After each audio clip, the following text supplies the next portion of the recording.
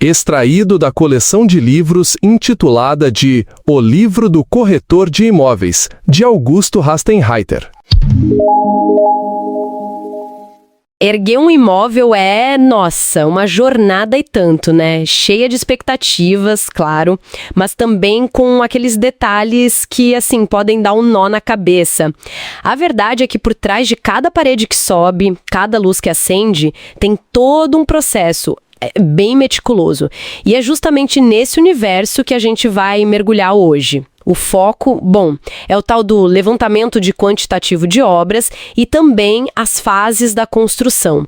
A gente está se baseando aqui em guias técnicos, anotações detalhadas para entender bem o processo.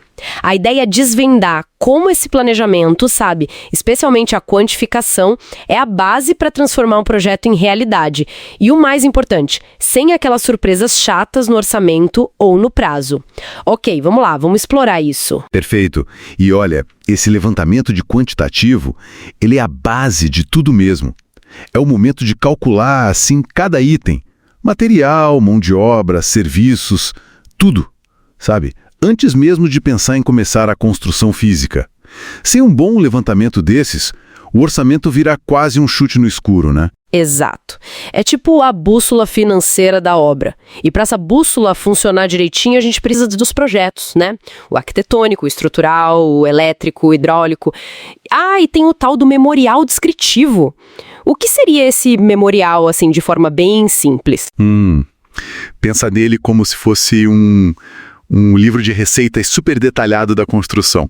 Ele vai dizer exatamente quais materiais usar, como cada serviço tem que ser feito, complementando os desenhos dos projetos. Com tudo isso na mão, aí sim a gente parte para as etapas do levantamento, que basicamente são medir tudo, calcular as quantidades. E aqui, já prevendo as perdas, porque sempre tem alguma perda, né? Sempre tem. Incluir custos indiretos, tipo impostos, e organizar tudo numa planilha bem clara. Essa planilha vai ser a base do orçamento final. E aqui entra aquele ponto crucial que, tanta gente subestima, não é mesmo? Não são só os itens grandes que podem estourar o orçamento. Às vezes é o acúmulo daquelas coisinhas pequenas que não foram previstas. Aquela famosa morte por 1000 cortes no bolso. Precisamente. É exatamente isso. Por isso é tão importante ser detalhista. E, o ideal mesmo é ter um profissional especializado nisso. Um errinho aqui, outro ali, quando você vê, o custo final, dispara. Claro que softwares ajudam muito hoje em dia, mas a atenção ao detalhe humano ainda é fundamental. E, claro, manter esse orçamento vivo, né? Atualizando conforme a obra anda. Faz todo sentido. Saindo um pouco dos números e indo mais para ação, é aqui que a coisa fica interessante, né? Ver tudo tomando forma. Como é que essas fases da construção geralmente se desenrolam na prática? Olha, basicamente a gente pode pensar em 3 grandes momentos, 3 fases principais. A fase 1, que é o planejamento e a pré-construção. É nessa hora que se contrata o arquiteto, o engenheiro, os projetos são feitos e, importantíssimo, aprovados na prefeitura. Conseguir os alvarás, as licenças, toda essa parte burocrática. Sem a papelada em ordem, a obra nem começa de forma legal, viu? Entendi. E imagino que nessa fase também se define o orçamento final, talvez buscar financiamento, se precisar, e escolher quem vai tocar a obra, certo? Se vai ser uma construtora ou equipes separadas, autônomas. A checagem das qualificações aqui deve ser vital para evitar dor de cabeça depois, né? Sem dúvida alguma, fundamental. E definir um contrato bem amarrado, claro. Além de já planejar a compra e como guardar esses materiais de forma segura no local. Aí sim, com tudo isso ok, a gente pode ir para a fase 2, a execução da obra propriamente dita. Preparar o terreno, limpar, nivelar, montar o canteiro e aí começar a subir a edificação mesmo. É a fase que a gente mais vê, né? A fundação, depois a estrutura, paredes, pilares, lajes, aí vem o telhado, as instalações elétricas, hidráulicas, é muita coisa acontecendo. E os acabamentos também começam a aparecer aí. Reboco, talvez uma primeira pintura, piso, azulejo, colocar portas, janelas. Exato. É a fase que costuma ser a mais longa e, claro, a que tem o maior impacto visual. E por mais que a gente planeje, É aqui que os imprevistos podem dar as caras, né? Aquela chuva que não estava no script, um material que atrasa, exige um bom jogo de cintura e uma gestão bem atenta.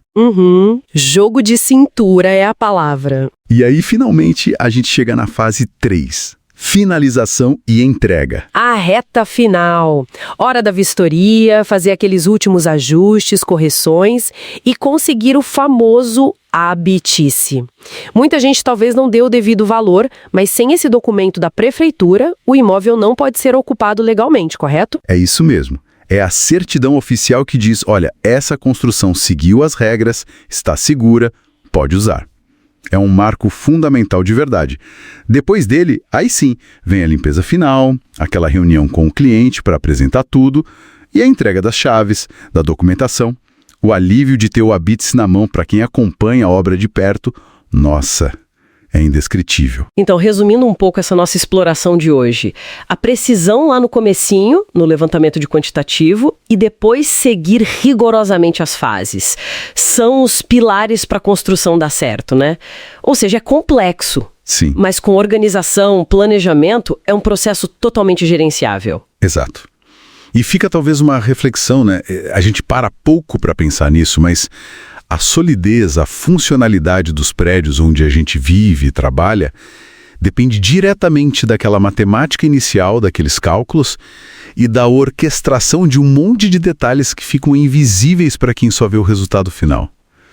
Fico pensando que outras áreas complexas na nossa vida também dependem tanto desse planejamento minucioso que, muitas vezes, a gente só nota quando algo dá errado, né? Fica aí a pergunta.